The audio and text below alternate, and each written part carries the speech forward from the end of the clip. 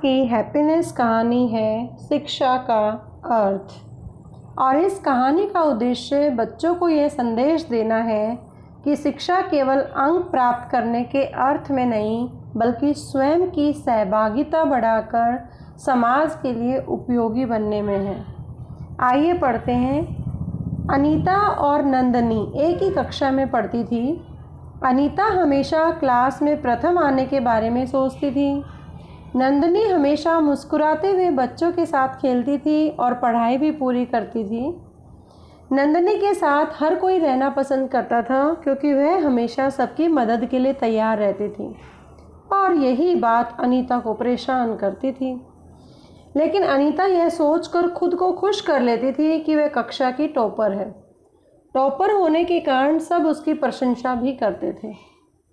परीक्षा के दिन आए तो सबने बहुत तैयारी की। पहली परीक्षा के दिन अनीता समय पर स्कूल पहुंची और अन्य छात्रों के साथ अपनी परीक्षा देने बैठ गई। नंदनी परीक्षा शुरू होने के बहुत बाद पहुंची और किसी तरह से अपना पेपर दे पाई। जब परीक्षा समाप्त हुई तो सबने नंदनी से देर से आने का कारण पूछा। अनीता उससे बोली, तुम आलसी हो, तुम्हें परीक्षा में समय पर आने का महत्व नहीं पता। नंदनी की आंखों में आंसू आ गए, लेकिन वह वहां से चली गई। अनीता जब अपने घर पहुंची तो उसे लगा कि घर में कुछ गड़बड़ है। घर में रिश्तेदार थे, माँ भी तनाव में थी, डॉक्टर भी आए हुए थे। वह दौड़कर अंदर पहुंची तो पिताजी को बिस्तर पर लेटे देखा।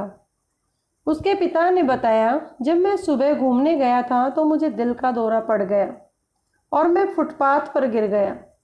वह तो भला हो तुम्हारी सहपाठिनी नंदनी का, जो वहां से जा रही थी, वही झट से मुझे अस्पताल ले गई।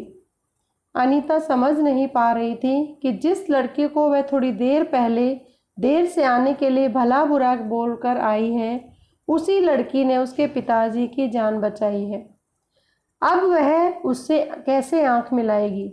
अगले दिन वह स्कूल पहुंची और नंदनी से गले मिलकर खूब रोई और उसका धन्यवाद किया। बहुत ही इमोशनल कहानी है ये। और इस कहानी के चिंतन का प्रश्न है कि क्या आपने कभी किसी की मदद के लिए अपना जरूरी कार्य छोड़ा है? यदि हाँ तो क्यों? यदि नहीं तो क्यों नहीं? इस कहानी को अपने परिवार के साथ बैठकर चर्चा करें और इस कहानी का आनंद लें। धन्यवाद।